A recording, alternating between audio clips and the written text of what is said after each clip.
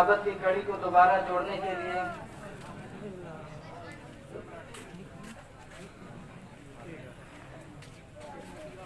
جناب مولانا شفیق احمد صاحب قاسمی، صدر المدرسین مدرسہ عربیہ دارالعلوم و صدر جمعیت علماء ہند محمد آباد کو دعوت دیتے ہیں کہ حضرت والا تشریف لائیں۔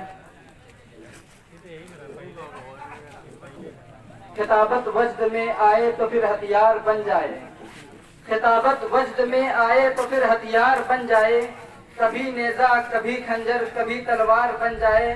خطابت کی گلفشانی مسلم ہے زمانے میں، خطابت کی گلفشانی مسلم ہے زمانے میں، یہ نجاشی کے آگے جعفر تیار بن جائے۔ حضرت والا اور مائک۔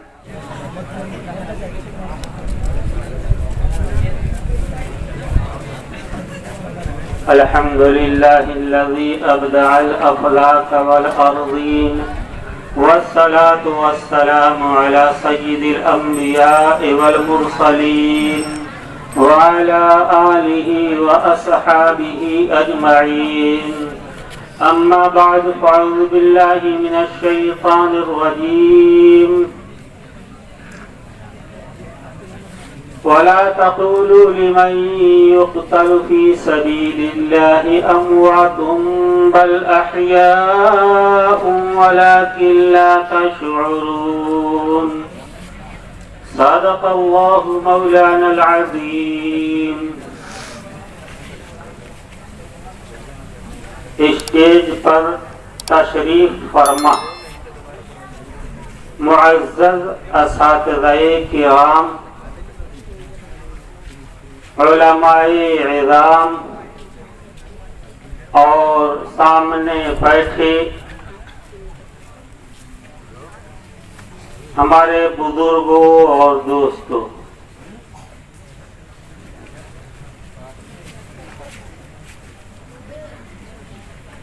جب یہ محرم کا مہینہ آتا ہے تو کئی تاریخی واقعات جو انتہائی تکلیف دہ ہیں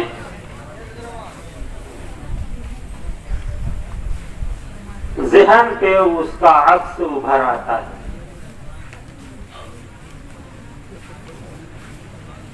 یوں تو اسلام کی تاریخ ہی شہداء کے ذکر سے بھری پڑی ہے۔ آج کا یہ جلسہ انہی شہداء اسلام کے تذکرے کے لیے خاص کیا گیا ہے، لیکن شہداء کی تعداد اتنی ہے کہ اگر ان سب کا شمار کرایا جائے اور مختصر تعارف کرایا جائے تو بھی رات تو ختم ہی ہو جائے، اور 20 منٹ کا وقت ہے۔ اس 20 منٹ کے وقت میں جو کچھ اللہ تبارک و تعالیٰ کی طرف سے ذہن میں بات ڈالی جائے گی وہ پیش کروں گا۔ اللہ تبارک و تعالیٰ اپنی مدد نازل فرمائے۔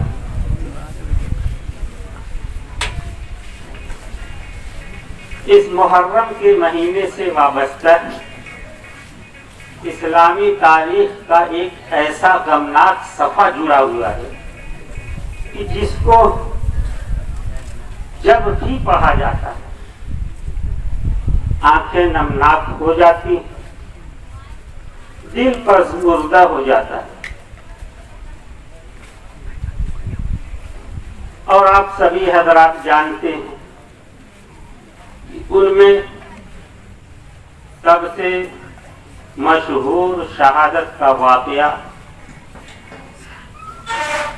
نوجوانان جنت کے سردار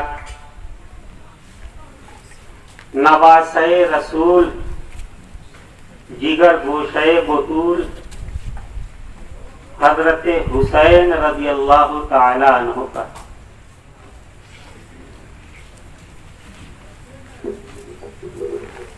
لیکن ابھی جیسا کہ صدر صاحب نے اپنی تقریر میں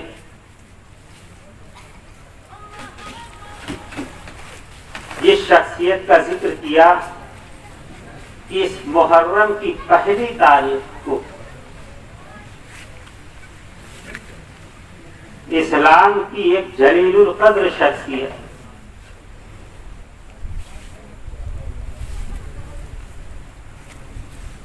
جن کے بارے میں اس زمانے کے جانبازوں نے یہ شہادت دی تھی کہ حضرت عمر جس دن سے اسلام لائے اسی دن سے اسلام کی جو نمایاں ترقی شروع ہوئی اور اسلام بڑھتا رہا، طاقتور ہوتا رہا، نشو نما پاتا رہا. یہ ترقی اس وقت تک جاری رہی جب تک کہ حضرت عمر زندہ رہے. اور جس دن حضرت عمر کی شہادت کا واقعہ پیش آیا اس کے بعد سے اسلام کی وہ زوردار ترقی پر بریک لگ گیا. یہ وہ شخصیت تھی، تھے تنہا لیکن ان کے دم پر اسلام کو قوت حاصل ہوتی تھی. کیوں؟ اس لیے کہ آقا مدنی صلی اللہ علیہ وسلم نے جب کہ حضرت عمر کفر کی حالت میں تھے اس وقت اللہ کی بارگاہ میں رو کر کے دعا کی تھی کہ اے اللہ، عمر ابن ہشام اور عمر ابن خطاب میں سے کسی ایک کے ذریعے سے اسلام کو قوت عطا فرما.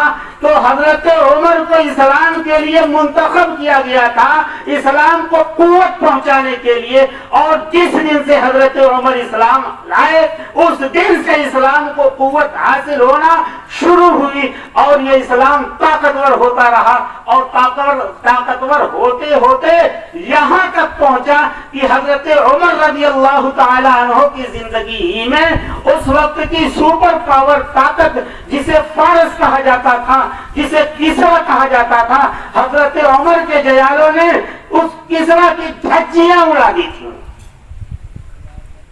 فارس کے ٹکڑے ٹکڑے کر دیے تھے.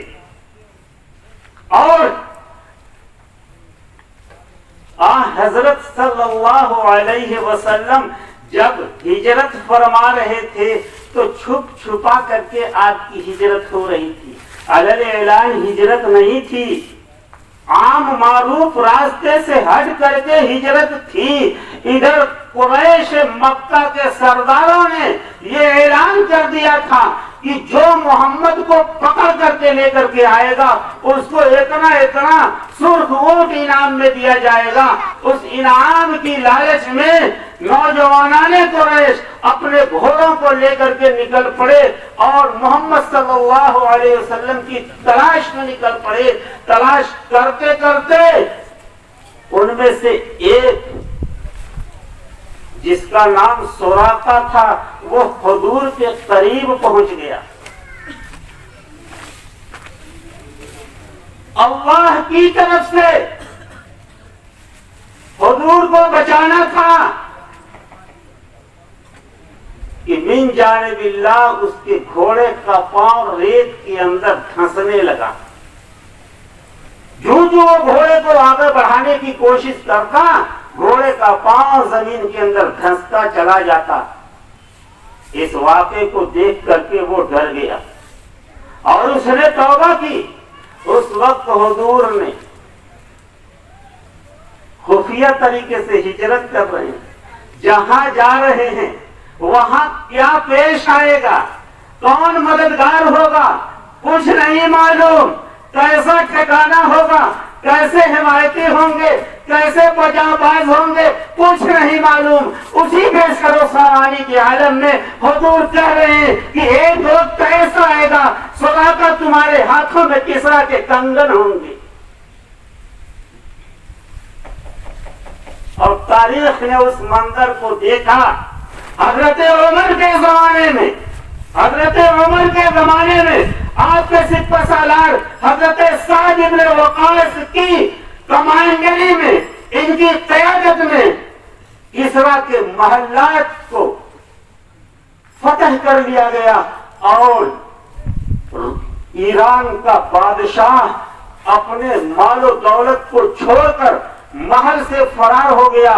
اور وہاں پر جب خزانے کے اکٹھا کیے جانے لگے اور اس میں یہ طے ہوا کہ یہ خزانہ امیر المومنین کے یہاں حضرت عمر فاروق رضی اللہ عنہ کے دربار میں مدینہ بھیجا جائے، اسی وقت کسریٰ کا کنگن خزانے میں دکھائی دیا اور حضرت سعد نے اس کنگن کو اٹھا کر کے اور سراقہ کے ہاتھ میں پہنا دیا اور کہا لو دیکھ لو یہ ہمارے حضور کی وہ پیشین گوئی تھی جو انہوں نے ہجرت کے وقت کی تھی. ایسی شخصیت کہ دشمنان اسلام کی تو ہوا اکھڑ جاتی تھی اور تمام دشمنوں کا سردار جس کو شیطان کہا جاتا ہے، حضور فرماتے ہیں کہ جس راستے سے عمر چلتا ہے اس راستے کو شیطان چھوڑ دیتا ہے. شیطان چھوڑ دیتا ہے، وہ راستہ بدل لیتا ہے، اس کی ہمت نہیں ہوتی اس راستے پر آنے کی. تو حضرت عمر سے بغض اور عداوت نہیں ہوگی شیطان کی، اور اسی بغض و عداوت کے سلسلے کو جاری رکھے ہوئے کچھ ہم جیسے لوگ گالیاں دیتے ہیں، جبکہ حضرت عمر کے سلسلے میں جیسا کہ مولانا نے کیا فرمایا تھا، یہ فرمایا تھا لو کان بعدی نبی لکان عمر. حضرت عمر کی زبان پر قرآن بولتا تھا، قرآن حضرت عمر کی زبان بولتا تھا. ازواج مطہرات باہر نکلتی تھی، لوگوں کی نگاہیں پڑتی تھی، اجنبی مردوں کی نگاہیں پڑتی تھی. حضرت عمر کو یہ منظور نہیں تھا. آپ اللہ کے رسول صلی اللہ علیہ وسلم سے بار بار گزارش کرتے تھے، اے اللہ کے نبی یہ ازواج مطہرات ہیں، یہ آپ کی بیویاں ہیں، یہ ہمارے لیے معزز ہیں، قابل احترام ہیں. یہ ہمیں گوارا نہیں ہوتا، یہ ہمیں اچھا نہیں لگتا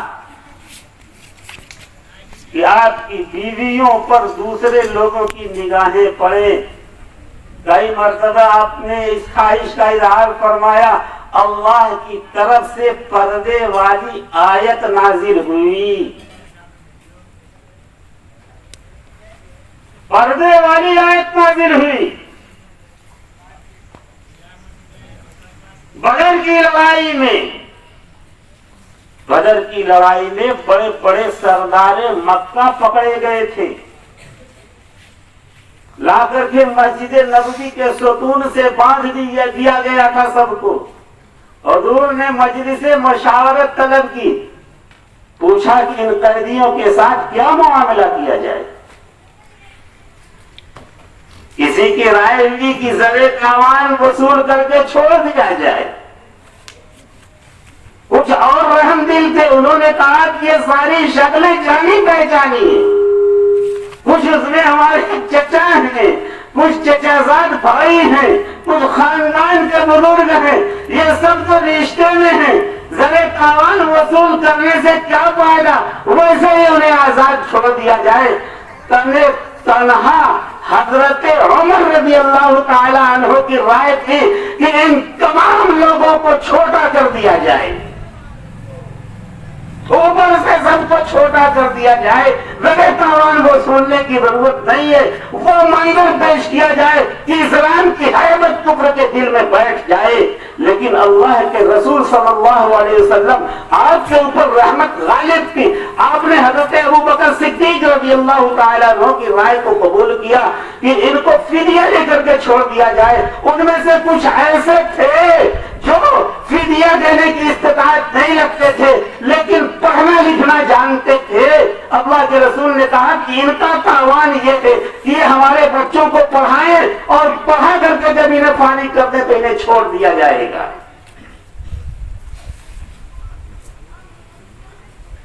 لیکن اس کے بعد جو قرآن کی آیت نازل ہوئی اس کا لب و لہجہ بڑا گرم تھا.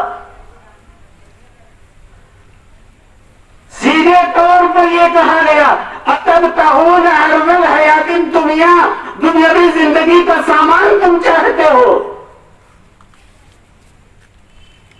یعنی ان کو قتل کرنا یہ مصلحت کے تقاضے کے تحت تھا اور یہی ہونا چاہیے تھا.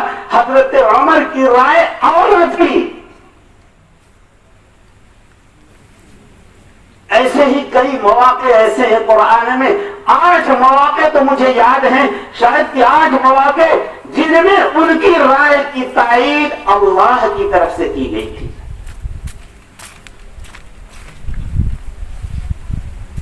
اور حضرت عمر رضی اللہ تعالی عنہ کے زمانے میں اسلام کو وہ وسعت ہوئی، وہ وسعت ہوئی، اس کا دائرہ اتنا پھیلا کہ 22 لاکھ مربع میل کی تک حکمرانی تھی، اسلامی حکومت تھی. اور حضرت عمر مدینے میں بیٹھ کر کے پورے اس علاقے کی نگرانی کیا کرتے تھے.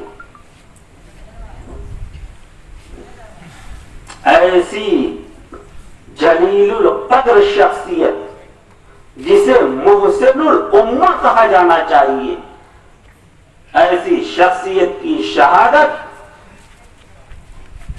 کا واقعہ پیش آیا اسی محرم کے مہینے. اس کے بعد حضرت عثمان غنی رضی اللہ تعالی عنہ کو ارباب حل و عقد نے خلافت کی ذمہ داری دی. آپ کو خلیفۃ المسلمین چنا گیا. حضرت عثمان غنی رضی اللہ تعالی عنہ جن کے عقد میں حضور کی یکے بعد دیگرے 2 بیٹیاں تھیں، جن کی وجہ سے حضرت کو ذی النورین کہا جاتا ہے. آپ غنی تھے اور دین اسلام کی نصرت کے مواقع پر آپ سب سے پیش رہا کرتے تھے. آپ نے دولت کے خزانے کھول دیے تھے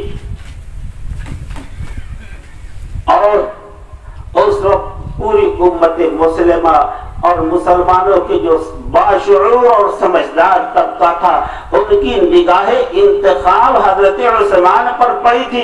حضرت عثمان کو بالاتفاق خلیفہ منتخب کیا گیا تھا اور آپ کی خلافت کا جب زمانہ چلا 11 سال 11 مہینے 22 دن تک آپ نے خلافت کی تھی. لیکن آپ کی خلافت کا اختتام بھی شہادت پر ہوا. یہ بھی انتہائی تکلیف دہ بات ہے. بڑی شان و شوکت سے حضرت عمر فاروق رضی اللہ تعالیٰ عنہ کے زمانے میں جو علاقے دائرہ اسلام کے اندر آ گئے تھے، اسلامی جغرافیہ میں جن کی شمولیت ہو چکی تھی، ان تمام پر اسلامی جھنڈا پھہرا رہا تھا اور حضرت عثمان غنی رضی اللہ تعالیٰ عنہ یہ خلافت کی ذمہ داری نبھا رہے تھے. لیکن اسلام کا دائرہ جب پھیلا تو بہت سے لوگ جبرن قہرن مسلمان ہوئے تھے اور دل کے اندر وہ پرانا عقیدہ اور وہ پرانا مذہب چھپا ہوا تھا، اس کی محبت پھینک مار رہی تھی. لیکن اسلام کو وہ قوت حاصل ہو چکی تھی کہ اب اپنے مذہب پر باقی رکھ کر کے اسلام سے دشمنی مول لینے کا خطرہ نہیں مول لے سکتے تھے. اس لیے انہوں نے بغلا بھگت والی شکل اختیار کی، مسلمان ہو گئے اور مسلمان ہونے کے بعد اب مسلمانوں کے اندر اسلام کے اندر ریشہ دوانی کا سلسلہ شروع کر دیا. افواہیں اڑانے لگے. حضرت عثمان غنی رضی اللہ تعالی عنہ کی شہادت کا جو واقعہ پیش آیا وہ انہی افواہوں کا نتیجہ تھا. حقیقت کچھ نہیں تھی، محض چند حرام خوروں کی افواہوں کے اثر میں مسلمانوں کا ایک بہت بڑا طبقہ آ گیا تھا اور نتیجہ یہ ہوا کہ حضرت عثمان غنی کی شہادت جیسا واقعہ پیش آیا. اوپر دیکھیے بادل ادھر بہت گہرا ہے گا. اچھا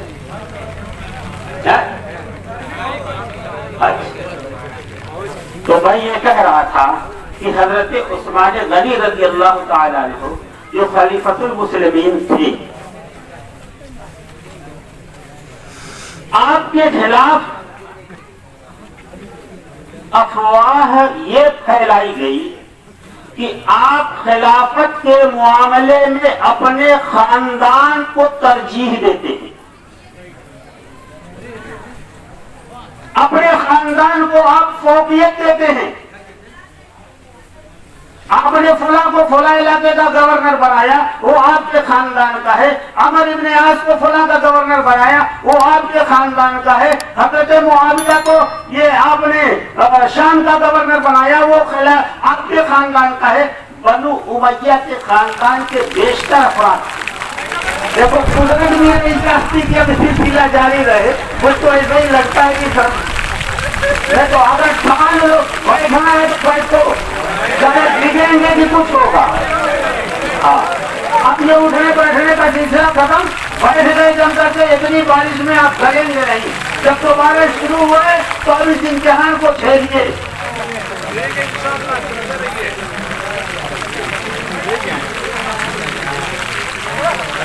اب دوسرا یہ اعتراض تھا کہ آپ بیت المال کے خزانے کا بیجا استعمال کرتے ہیں. آپ جن لوگوں کی مدد کرتے ہیں بیت المال سے، ان کا تعلق آپ کے قبیلے سے ہوتا ہے، بنو امیہ سے ہوتا ہے. یہ تو مضبوط اعتراض تھے. اور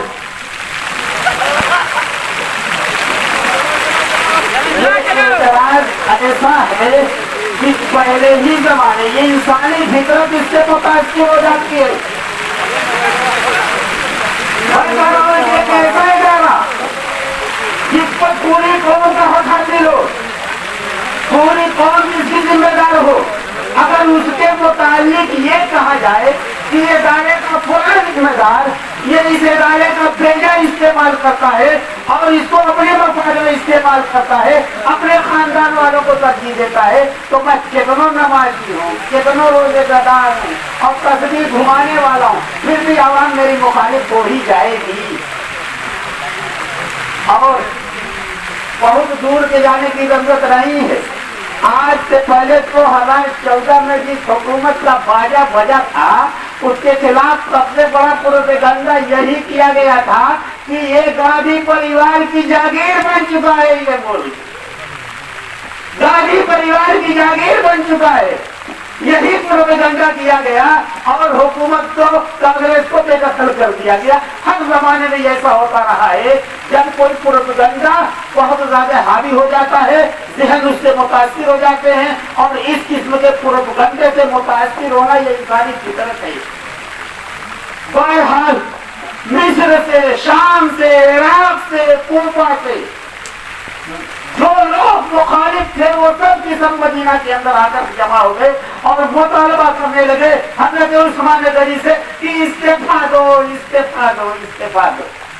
لگتا تھا کہ جمہوریت استعفے کا مطالبہ ہو رہا ہے.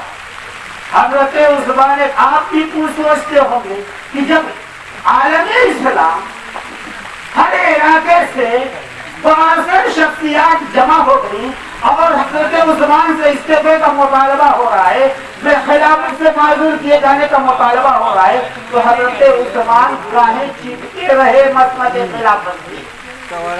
کاہے چپکے رہے؟ جیسے آج کہتے کہ پلانوا مسجد کے متبندی بنا ایک دم چپکا ہے، چھوڑتے نہیں. کاہے چپکے رہے؟ در حقیقت ترمذی شریف کی ایک روایت ہے، حضرت عائشہ صدیقہ رضی اللہ تعالی عنہا راوی ہیں کہ اللہ کے رسول صلی اللہ علیہ وسلم نے حضرت عثمان غنی کو خطاب کرتے ہوئے کہا تھا، اے عثمان، ان قریب تم کو ایک قمیص پہنائی جائے گی، یعنی خلافت کی قمیص پہنائی جائے گی، اور لوگ اس قمیص کو اتارنا چاہیں گے، تم اس قمیص کو اتارنا مت. حضرت عثمان غنی رضی اللہ تعالیٰ عنہ نے یہی کہا تھا کہ میں چاہتا تو چھوڑ دیتا، لیکن میرے محبوب میرے آقا مدنی کریم صلی اللہ علیہ وسلم نے مجھے یہ نصیحت فرمائی ہے، یہ وصیت کی ہے کہ تمہیں جو قمیص پہنائی جائے گی خلافت کی، اس خلافت کی قمیص کو اتارنا مت، میری جان چلی جائے گی، لیکن میں مسند خلافت کو نہیں چھوڑ سکتا۔ چنانچہ صحابہ کرام جو اجل میں صحابہ تھے، بزرگ صحابہ تھے، انہوں نے ان بلوائی اور ان باغیوں کو سمجھایا، حضرت عثمان غنی کی قربانیوں کو یاد دلایا، آپ کے مقام و منصب کو یاد دلایا، اور نبی کریم صلی اللہ علیہ وسلم کی جو نوانشات حضرت عثمان غنی کے ساتھ تھیں ان کا تذکرہ کیا۔ بہرحال سمجھ میں آ گیا اکثر لوگوں کو، اور عراق والے عراق جانے لگے، مصر والے مصر جانے لگے، بلوائیوں نے مدینہ خالی کر دیا۔ لیکن تو جو ان بلوائیوں کے سردار تھے، جو شیطان کے آلے کار تھے، جو اس زمانے میں سب سے بڑے منافق تھے، جو یہودی تھے اور سازش کے تحت اسلامی خلافت کے اندر خدشات پیدا کرنا چاہتے تھے، ان لوگوں نے بیٹھ کر کے ایک جعلی خط تیار کیا، ایک جعلی خط تیار کیا۔ وہ خط کیا تھا؟ مصر سے محمد ابن ابو بکر، حضرت ابو بکر صدیق رضی اللہ تعالیٰ عنہ کے لڑکے محمد ابن ابی بکر بھی ان سازش کرتاؤں کی سازش سے متاثر ہو کر کے وہاں سے تشریف لائے تھے اور کہتے کہ حضرت عثمان کو خلافت سے ہٹ جانا چاہیے۔ بڑی بزرگ شخصیت تھی، قابل احترام شخصیت تھی۔ ان سازشیوں نے یہ خط لکھا کہ جب یہ قافلہ پہنچے مصر میں تو مصر کے والی کے نام، گورنر کے نام ایک خط لکھا، اور اس خط میں یہ لکھا کہ جیسے ہی محمد ابن ابی بکر پہنچے مصر کے اندر ان کی گردن اتار دی جائے، اور اس پر جعلی دستخط کیے حضرت عثمان کے۔ راستے میں یہ خط شائع ہو گیا، منظر عام پر آ گیا، جبکہ راستے میں بھی بلوائی تھے۔ ادھر عراق کے بلوائی عراق والے راستے پر جا رہے تھے، حضرت علی کرم اللہ وجہ کے نام سے ایک جعلی خط تیار کیا اور کہا کہ تم لوگ عراق مت جاؤ، راستے سے مدینہ واپس پلٹ آؤ۔ جب محمد ابن ابی بکر کے قتل کا جو فرمان کا خط تھا، جب وہ منظر عام پر آیا تو وہ مصر کے جو بلوائی تھے وہ بڑا فروختہ ہو گئے اور پھر واپس پلٹ آئے مدینہ، اور ادھر عراق والے تھے حضرت علی کے جعلی خط سے، یہ دوبارہ یہ بھی پلٹ کر کے آ گئے مدینہ، اور ان لوگوں نے کہا کہ نہیں اب تو فیصلہ ہو کر کے رہے گا۔ چنانچہ حضرت عثمان غنی رضی اللہ تعالیٰ عنہ جبکہ قرآن کی تلاوت کر رہے تھے، اور اس قرآن کی تلاوت کرتے ہوئے بلوائیوں نے تلوار مار کر کے حضرت عثمان غنی رضی اللہ تعالیٰ عنہ کو شہید کر دیا، اور وہ کلام پاک کا نسخہ ترکی کے میوزیم میں آج بھی موجود ہے، جس پر حضرت عثمان غنی رضی اللہ تعالیٰ عنہ کے خون کے نشانات موجود ہیں۔ ایک دردناک انجام ہوا، لیکن اسلامی حکومت بغیر خلیفہ کے نہیں رہ سکتی۔ فوراً مجلس شورا ہوئی، بزرگ صحابہ جمع ہوئے، اور انہوں نے حضرت علی رضی اللہ تعالی عنہ کو خلافت عطا کی اور حضرت علی کو خلیفہ منتخب کر لیا۔ سب سے پہلا نمبر حضرت ابو بکر صدیق، دوسرا نمبر الفارق بین الحق والباطل عمر فاروق رضی اللہ تعالی عنہ، تیسرا نمبر حضرت عثمان غنی رضی اللہ تعالی عنہ، اور ترتیب خلافت میں چوتھا نمبر آتا ہے حضرت علی کرم اللہ وجہ کا۔ آپ نے ایک گانا سنا ہوگا، دمادم مست کلندر علی کا پہلا نمبر، یہ انہی حرام خوروں کا بنایا ہوا۔ علی ترتیب خلافت میں چوتھے نمبر پر ہے، وہ تو گانا نہیں ہے، وہ اپنے عقیدے کا اظہار ہے، اور آپ بھی اس کی دھن پر مست ہو کر کے اور گنگنانے لگتے ہو دمادم مست کلندر علی کا چوتھا نمبر۔ شاباش، یہ ہے ایمانی حرارت۔ بہرحال حضرت علی رضی اللہ تعالیٰ عنہ جب خلافت پر متمکن ہو گئے تو حضرت عثمان غنی رضی اللہ تعالیٰ عنہ کی خاندان کے ایک فرد حضرت معاویہ، یہ اس وقت شام کے گورنر تھے، اور انہوں نے مطالبہ کر دیا حضرت علی رضی اللہ تعالیٰ عنہ سے کہ حضرت عثمان کے قاتلوں کو قصاصاً قتل کیا جائے۔ اسلام میں قاتل کی یہی ایک سزا ہے کہ جس نے کسی کو قتل کیا اس کو قصاص میں قتل کر دیا جائے، ختم قصہ تمام کر دیا جائے۔ حضرت علی رضی اللہ تعالیٰ عنہ کے پاس یہ مطالبے آتے ہیں، اور حضرت معاویہ نے یہ کہا کہ اس وقت تک ہم آپ کے ہاتھ پر خلافت کی بیعت نہیں کریں گے جب تک کہ آپ قاتل عثمان کو قصاصاً قتل نہیں کرتے یا پھر ہمارے حوالے نہیں کرتے۔ اس وقت مصلحت کا تقاضا یہ نہیں تھا کہ ان قاتلین کے خلاف کوئی ایکشن لیا جائے، کیونکہ حضرت علی رضی اللہ تعالیٰ عنہ کو جو خلافت عطا ہوئی تھی یہ کافی خربشار کے بعد خلافت عطا ہوئی تھی، بڑا انتشار تھا مملکت اسلامیہ میں، بڑوائیوں کا دبدبہ تھا۔ ایسے وقت میں ابھی حکومت مستحکم نہیں ہوئی اور حضرت علی یہ فرمان جاری کر دیتے کہ جو قاتلین عثمان ہیں انہیں قصاصاً قتل کیا جائے گا، یہ شاہی فرمان ہے، یہ خلیفہ کا آرڈر ہے، تو ظاہر سی بات ہے کہ ہزاروں کی تعداد میں وہ بلوائی تھے ایک ساتھ کھڑے ہو جاتے، حضرت علی کی خلافت کو بھی متزلزل کر دیتے۔ مصلحت کا تقاضا یہ نہیں تھا۔ حضرت علی کہتے رہے کہ ابھی خلافت کو پیر جمانے دیجئے، ابھی ہماری حکومت کو مستحکم ہونے دیجئے، لیکن یہی مسئلہ اتنا طول پکڑا کہ حضرت امیر معاویہ اور حضرت علی رضی اللہ تعالیٰ عنہ کے درمیان کوئی موافقت نہ ہو سکی۔ وہ بدستور شام کے گورنر رہے اور حضرت علی رضی اللہ تعالیٰ عنہ یہ کوفہ کے اندر بقیہ مملکت کی خلافت سنبھالتے رہے، اور اسی درمیان میں ایک خارجی عبد الرحمن ابن ملجم نے حضرت علی رضی اللہ تعالیٰ عنہ کو یہ تلوار مار کر کے شہید کر دیا۔ یہ تیسرے خلیفہ کی شہادت تھی۔ پہلے خلیفہ تو یہ فطری موت میں انتقال ہوا، لیکن دوسرے خلیفہ کو شہادت نصیب ہوئی، تیسرے خلیفہ کو شہادت نصیب ہوئی، اب یہ چوتھے خلیفہ تھے، یعنی شہداء میں سے تیسرا نمبر ان کا تھا، اور حضرت علی بھی شہید کر دیے گئے۔ اور اس کے بعد کوفہ والوں نے حضرت حسن رضی اللہ تعالیٰ عنہ کو خلافت کے کرسی پر متمکن کیا، خلافت کے لیے منتخب کیا، اور ادھر حضرت امیر معاویہ یہ شام اور اس کے اطراف کے علاقوں پر اپنا قبضہ مستحکم کر چکے تھے۔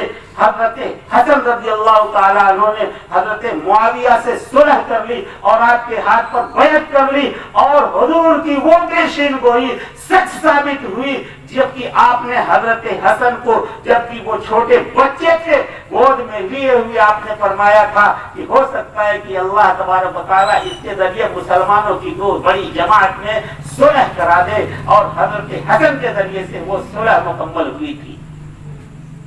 خلافت تو مکمل ہو چکی، اللہ کے رسول نے فرمایا تھا الخلافت بعدی ثلاثون، خلافت میرے بعد 30 سال رہے گی۔ 11ویں سال ہجری کے 11ویں سال حضرت ابوبکر صدیق رضی اللہ عنہ خلیفہ بنائے گئے تھے، اور ہجرت کے 40ویں سال میں حضرت علی کی خلافت ختم ہوئی تھی۔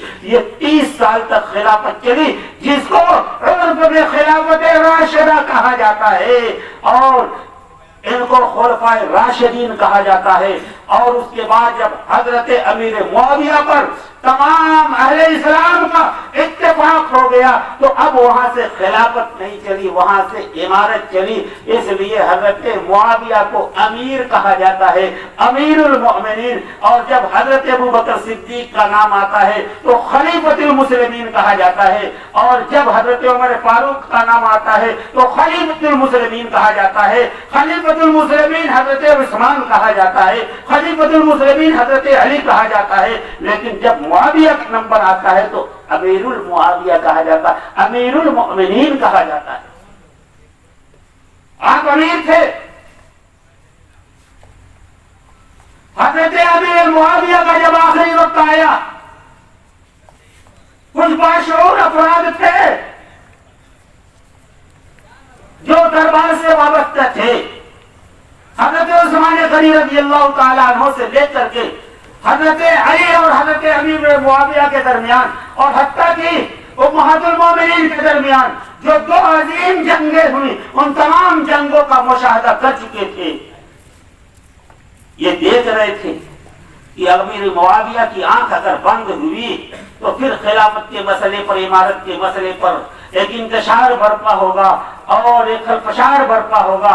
اس خلفشار سے بچانے کے لیے کہ امت کتنا خلفشار چھیلے، اب زیادہ خلفشار کی متحمل نہیں ہو سکتی. ہو سکتا تھا کہ اسلامی جغرافیے کے ٹکڑے ہو جاتے، اور ان تمام خدشات کو مد نظر رکھتے ہوئے فیصلہ یہ کیا گیا، رائے دی گئی حضرت امیر معاویہ کو کہ آپ اپنے بعد اپنا جانشین یزید کو منتخب کر لیجیے، یزید کو منتخب کر لیجیے.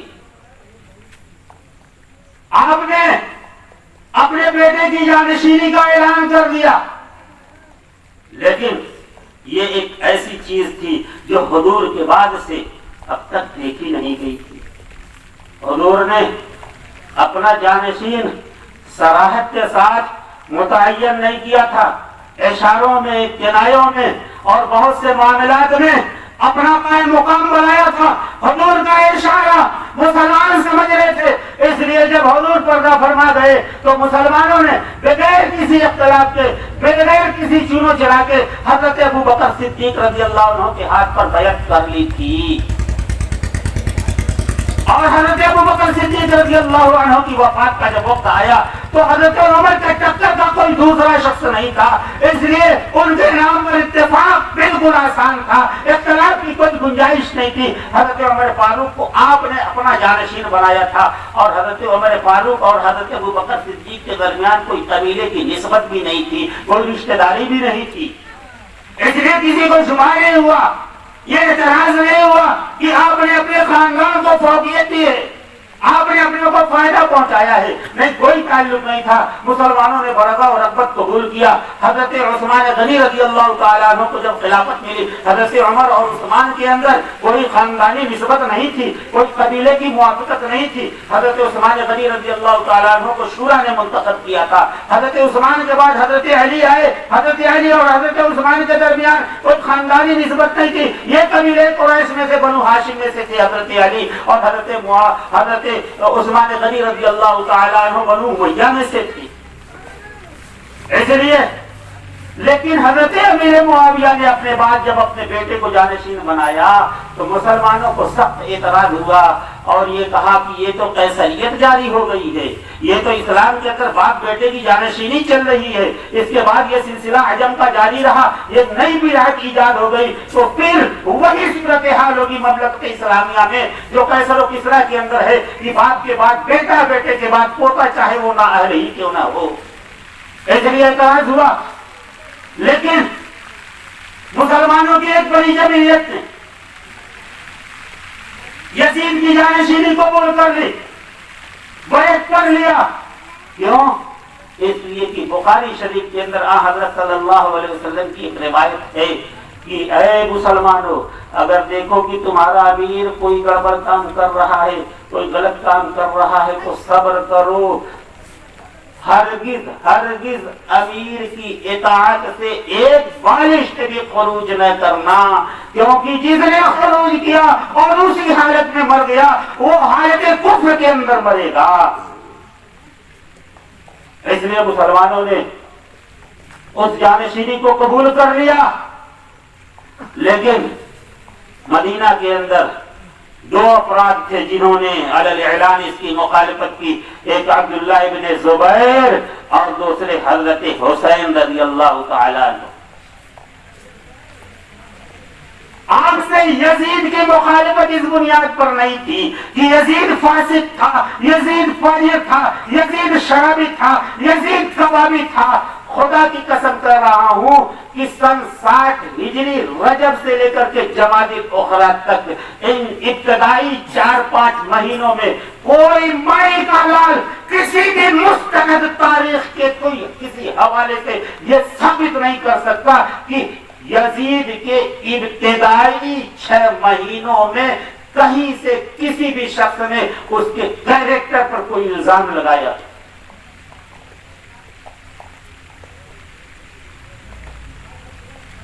حضرت حسین کی مخالفت یزید سے صرف ایک بنیاد پر تھی. وہ بنیاد یہ تھی کہ باپ کے بعد بیٹا، باپ اپنی زندگی میں اپنا جانشین کیسے منتخب کر سکتا ہے، اپنا ولی عہد کیسے بنا سکتا ہے. یہ نہ حضور کی سنت میں ملے گا، نہ خلفائے راشدین کی سنت میں ملے گا.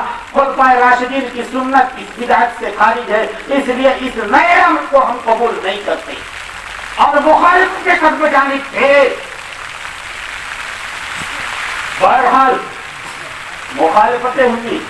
حضرت حسین رضی اللہ تعالیٰ عنہ کو کوفہ والوں نے بلایا اور کہا کہ آپ یہاں آئیے، ہم آپ کے ہاتھ پر بیعت کریں گے.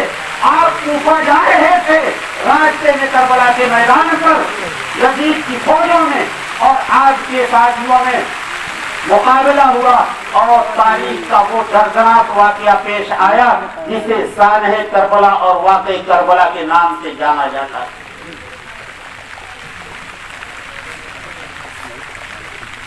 سن 60 ہجری کے اندر یہ واقعہ پیش آیا تھا. 1445 ہجری چل رہا ہے. یہ 1300 سے زائد کا عرصہ گزر چکا. لیکن آج یزید کے نام لیوا، یزید کی محبت کا دم بھرنے والے پورے دنیائی اسلام میں کہیں آپ کو نہیں نظر آئیں گے. لیکن حسین کی محبت میں سرشار اسلام کا ہر بچہ آپ کو ملے گا. کیا نتیجہ نکلا اس سے؟ طاقت کسی کی ہو، اقتدار کسی کا ہو، عروج کسی کا ہو، چڑھتے سورج کی پوجا کرنے والے کفر مٹے کی طرح کچھ ہی دن تک زندہ رہتے ہیں.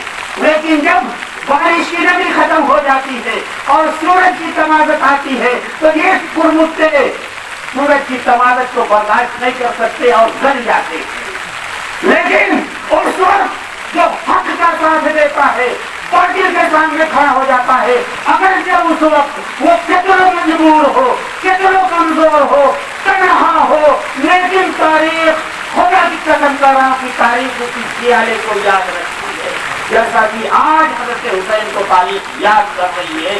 اللہ ان کی روح پر کروڑوں رحمتیں نازل فرمائے. وآخر دعوانا ان الحمدللہ رب العالمین.